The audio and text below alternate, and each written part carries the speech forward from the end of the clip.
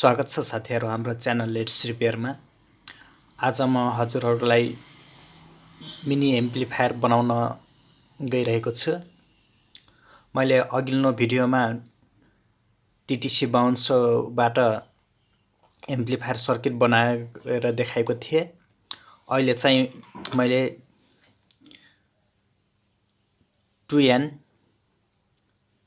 2N3055 बाट एउटा amplifier circuit बनाएर देखाउने छु। यसमा पनि थोरै कम्पोनेन्टहरु लाग्ने गर्दछ।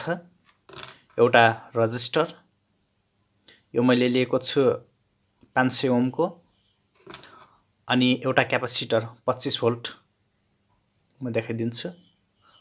25 भोल्ट को क्यापेसिटर। यतिबाट नै हामीले एउटा एम्प्लिफायर सर्किट बनाउन सक्छौं, एम्प्लिफायर बनाउन सक्छौं। एउटा मैले स्पिकर लिएको छु, एउटा 12 भोल्ट को ब्याट्री र एउटा अडियो केबल। यतिबाट नै हाम्रो एम्प्लिफायर सर्किट बन्ने गर्छ। म हजुरहरुलाई सम्पूर्ण जानकारी बनाउने छु र साथीहरु सुरु गरौँ। सबभन्दा पहिले हामीले 2N3055 ट्रान्जिस्टर लियौं। 2N3055 हामीले बेसबाट कलेक्टरमा रजिस्टर लगाइदियौं। ल यो देख्न सक्नुहुन्छ।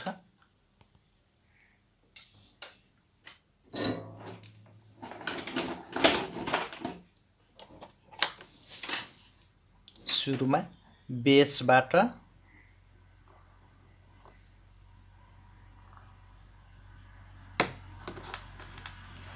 एउटा रजिस्टर बेसबाट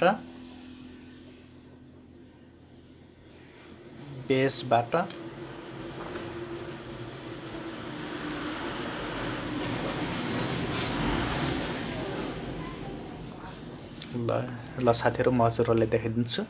बेसबाट कलेक्टरमा जोडिदियौ रजिस्टर।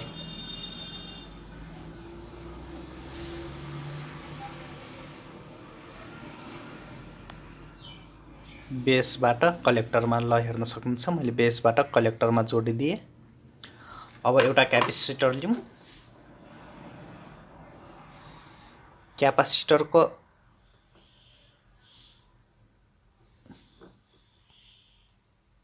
क्यापेसिटरको प्लस साइडमा हामीले बेसमा जोडिदियौं। क्यापेसिटरको प्लस साइड बेसमा जोडिदियौं।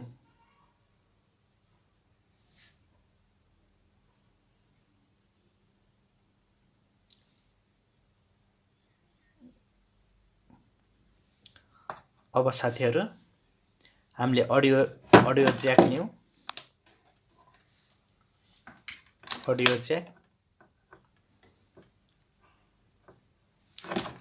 अडियो ज्याक यो हाम्रो क्यापेसिटरको माइनसमा जोडिदियौं। अनि अर्को चाहिँ एमिटरमा।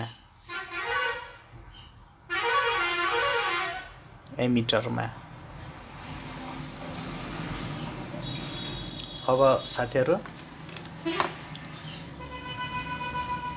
यो ब्याट्रीको प्लस माइनस वा तार ल देख्न सक्नुहुन्छ साथीहरु। ब्याट्रीको प्लस माइनस हामीले माइनस तार, यो माइनस ब्याट्रीको माइनस तार एमिटरमा जोडिदियौं।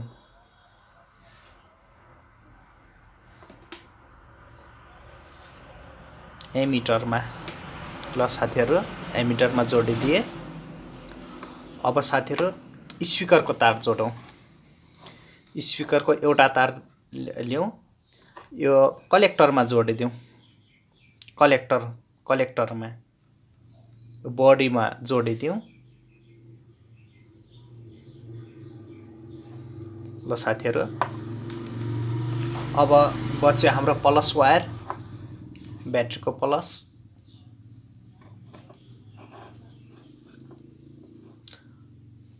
अनि स्पिकरको प्लस वायर।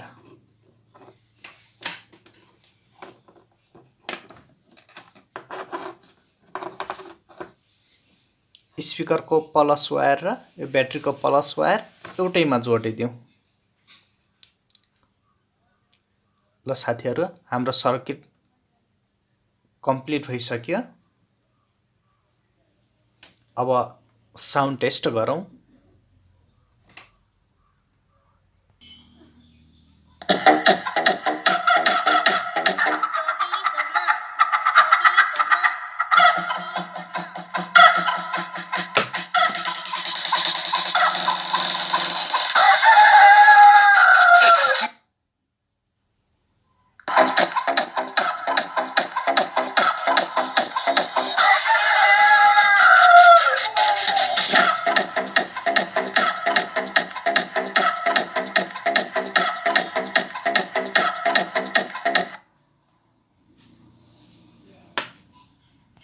ल साथीहरु, हाम्रो एम्प्लिफायर सर्किट एकदमै राम्रोसँग बजिरहेको छ। तपाईहरुले पनि यसै गरी नै बनाउन सक्नुहुन्छ। एकदमै थोरै कम्पोनेन्टहरु लाग्ने गर्छ। ल हेर्न सक्नुहुन्छ। यदि 3 वटा कम्पोनेन्टबाट नै हाम्रो एम्प्लिफायर सर्किट बन्ने गर्दछ। ल हेर्न सक्नुहुन्छ कति राम्ररी बजिरहेको छ।